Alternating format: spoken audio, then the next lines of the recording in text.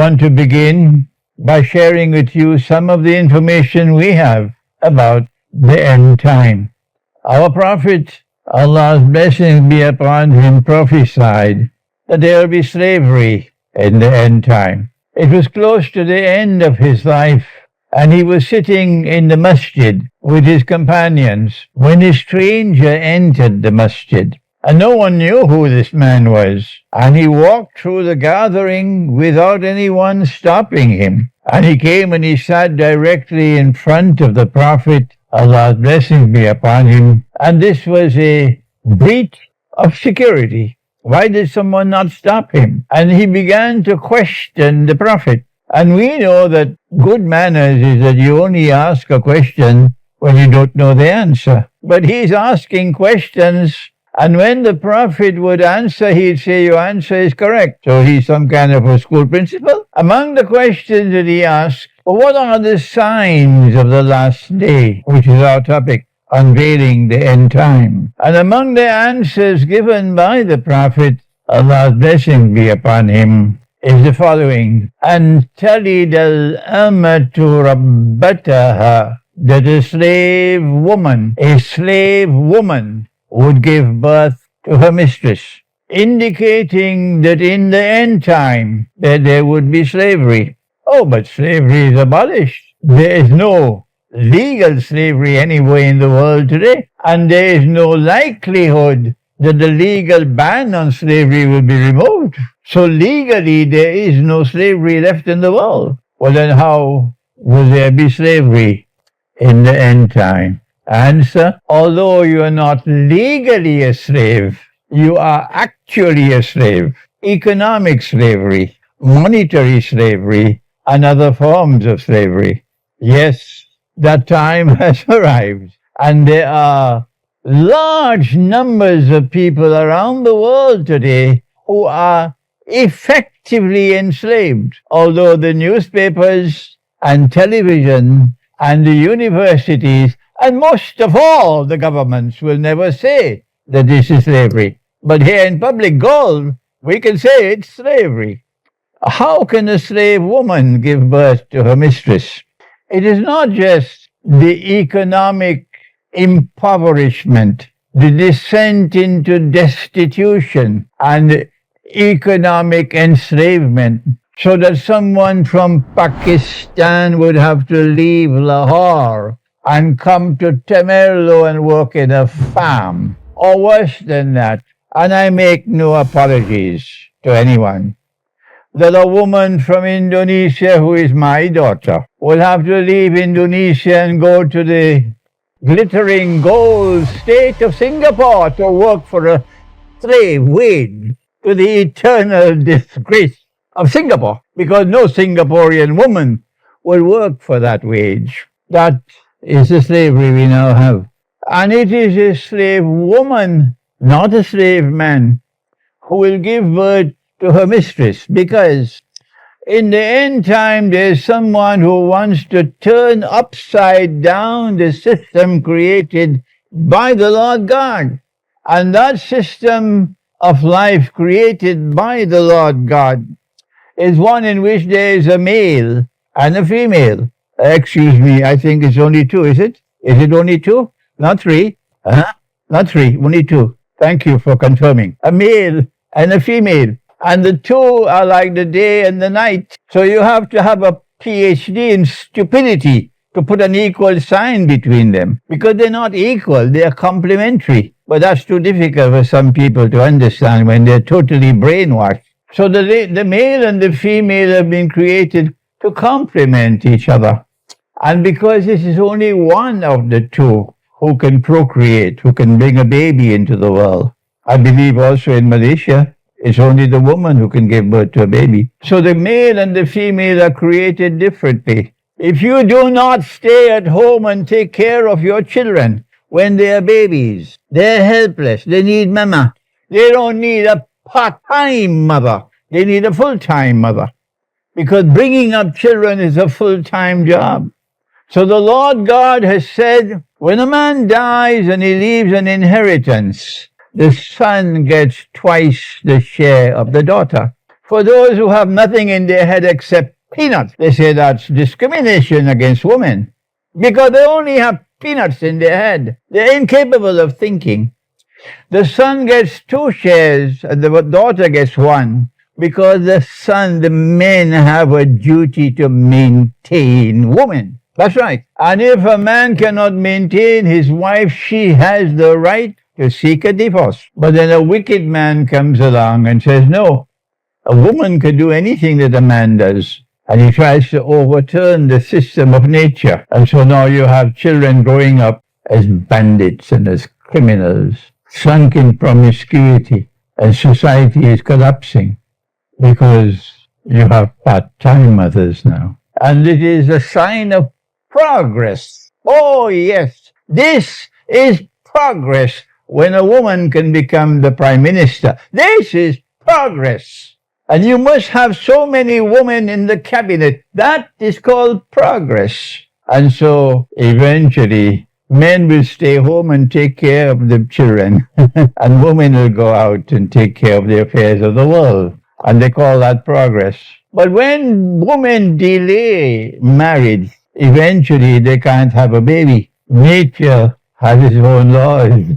But she needs a baby. So that slave woman, enslaved because of the bogus monetary system and the oppressive banking system, that slave woman sunk in slavery. Her womb now becomes a factory, and she's paid for her services. And that is the fulfillment of the prophecy that a slave woman will give birth to her mistress. But there's more to the end time as we unveil the end time. Our prophet prophesied, as only a true prophet could prophesy, that in the end time one man would have to maintain 50 women. You may or may not have heard of that prophecy because, in this age there are more important things to do, like eating durian. That one man would have to maintain 50 women. And perhaps one of the reasons for that would be that only baby girls are being born and there's a scarcity of baby boys. Something is happening to the sperm. Perhaps one of the reasons for that is that men will increasingly become turned away from women because of the adversarial relationship produced by the modern feminist revolution. And men stop maintaining women.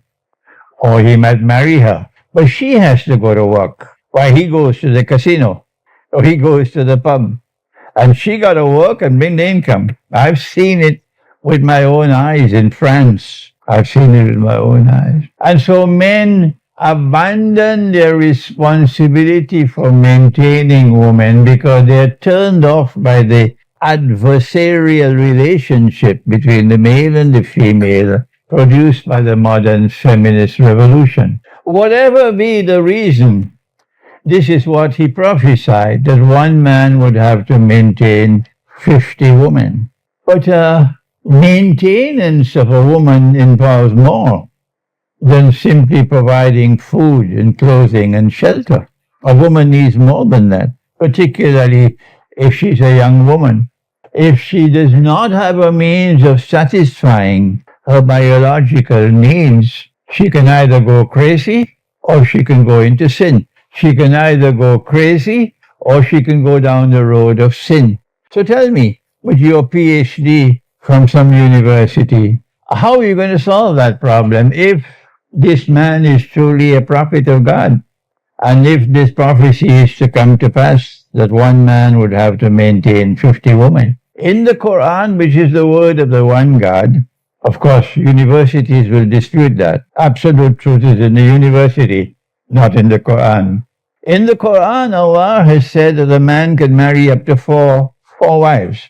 But if you fear that you cannot be just to them, then stay with only one. But how are you going to solve the problem of 50 women being maintained by one man? And these are women who do not want to go into the garbage bin. They want to live lives of purity and chastity and be virtuous women. But in the Quran, Allah speaks not only of a contract of nikah or a marriage certificate with a wife, but He also speaks of a second kind of relationship called milk al-yamin, who is a wife, but not a wife of nikah, of marriage. And if she is a wife of milk al-yamin, there are some 15 verses of the Quran on the subject. That's a lot of verses.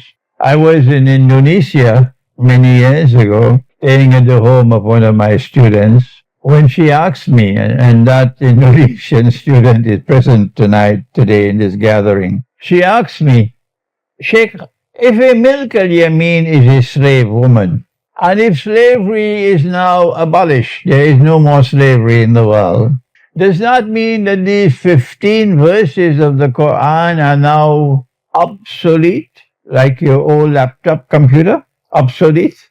That verses of the Quran can become redundant, that they now go into cold storage, they can no longer be applied? Is that possible? And I answered to her, because I had not studied the subject. I said, no, not possible. The Quran is absolute truth. That's what it says about itself. وَإِنَّهُ لَحَقُّ الْيَقِينِ, absolute truth. And absolute truth is eternal. It cannot ever become obsolete and redundant. So there must be a way in which we can still apply milk al-yamin. But there is no more slavery in the world. So how can a woman become milk al-yamin? She cannot find a husband. No. And she's growing older. No one is willing to marry her. None. And she does not have the means to maintain herself. She has to walk on the road to look for a job. And when she walks on the road to look for a job, the shark bites even more fiercely at this helpless woman. What is she to do? So when I researched the subject, I realized that legally slavery has ended, but factually slavery still exists. Let me repeat it for the scholars of Islam who refuse to think. My language is harsh, and I make no apologies for it. For those who refuse to think, she may be legally she is not a slave, but factually she is a slave. And since there is factual slavery today, it is possible for us to apply these verses of the Quran on milk al-yamin.